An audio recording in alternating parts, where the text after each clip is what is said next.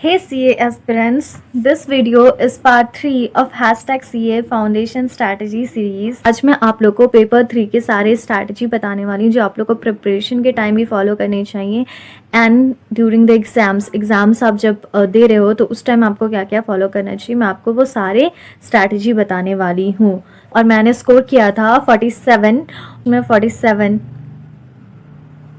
अच्छा नहीं है बट बुरा नहीं है क्योंकि पास हो गई ना, तो वही चीज़ है, भगवान ने मुझे बचा लिया। अगर 7 मार्क्स कम होता तो मैं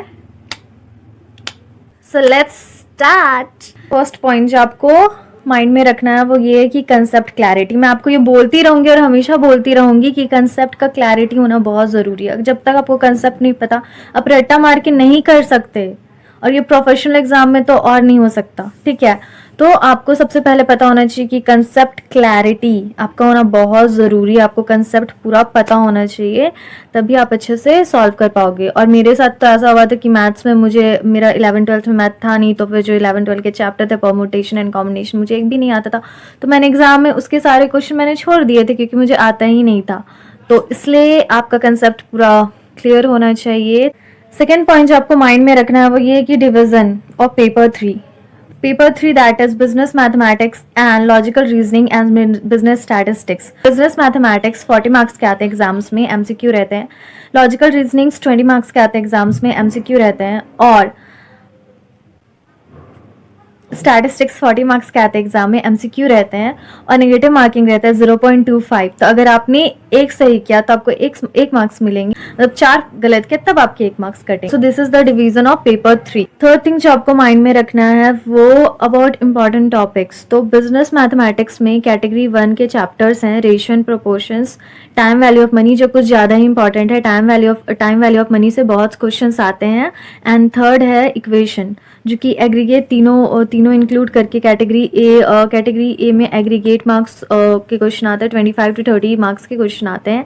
एंड कैटेगरी में सारे रेस्ट चैप्टर्स हैं जो 10 to 15 के मार्क्स के एग्जाम्स में आते हैं। और लॉजिकल रीजनिंग में सारे चैप्टर्स इक्वली इम्पॉर्टेंट हैं, तो सारे चैप्टर से क्वेश्चन आते ही हैं।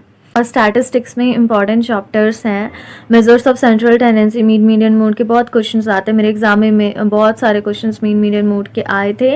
और फिर कोरिलेशन एंड रिग्रेशंस के भी क्वेश्चन बहुत आते हैं, तो आप उसके अच्छे से प्रैक्टिस करके चाहिए। ये सब सारे इंपॉर्टेंट टॉपिक हैं। फोर्थ थिंग जो आपको माइंड में रखना है वो ये कि हाउ टू अटेम्प्ट पेपर 3।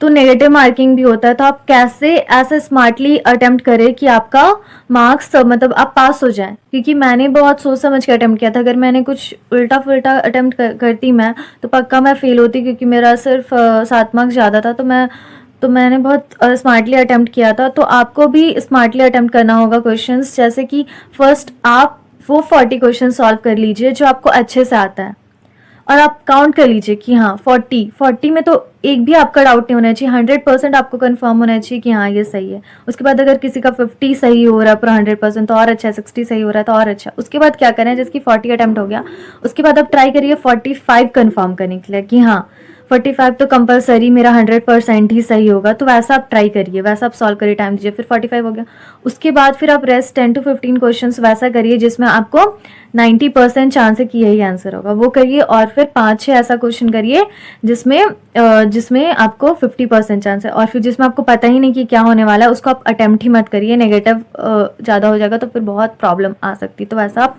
मत करिए, बस उतना ही अटेम्प्ट करिए। मैंने अटेम्प्ट किया था अप्रॉक्स 58 या 62 ऐसा मैंने अटेम्प्ट किया था, तो मेरे मार्क्स आए थे 47। तो अच्छा ही है। मैंने अगर ज़्यादा अटेम्प्ट किया होता और गलती रहता तो फिर मैं बहुत प्रॉब्लम आ सकती थी। तो आप स्मार्टली अटेम्प्ट करिए क्वेश्चंस को। आपको नहीं आ रहा है तो बिल्कुल भी नहीं करिए, गलत हो सकता है। तो वही, और अब देख लीजिए कि मतलब क्या बोले 0.25 नेगेटिव मार्किंग होता है, तो आप वो माइंड में रखिए कि हाँ इतना कट सकता है। पॉइंट जो मैं आपको बताना चाहती हूँ वो अबाउट स्टडी मटेरियल। आपको किस मटेरियल से स्टडी करना चाहिए, तो आपको आईसीआई के क्वेश्चन से सॉल्व करने चाहिए पेपर 3 के लिए। आप सारे क्वेश्चन सॉल्व कर लीजिए, अप्रॉक्स 90% क्वेश्चन आईसीआई के मटेरियल से ही आते हैं, मैंने खुद देखा है। तो आप वो सॉल्व करिए, आपको बहुत बेनिफिट मिलेगा। और अगर आप एक्स्ट्रा सॉल्व करना चाहते हैं तो स्कैनर से भी आप सॉल्व कर सकते हैं, पर मैंने नहीं किया था। मैंने सिर्फ आईसीआई के मटेरियल को ही 2 to 3 टाइम्स मैंने उसे प्रैक्टिस किया था। आज के लिए इतना ही, ये सफिशिएंट है। आप अच्छे से सारा फॉलो करिए, और अगर आपको कोई भी डाउट रहेगा तो आप कमेंट करके ज़रूर पूछ सकते हैं। और ऑल द बेस्ट। और जिन्होंने मेरा पार्ट 1 और पार्ट 2 वीडियो नहीं देखा है #CA फाउंडेशन स्ट्रैटेजी सीरीज़ का, वो ज़रूर देखें। और पार्ट 4 भी अपलोड हो जाएगा कुछ दिन में।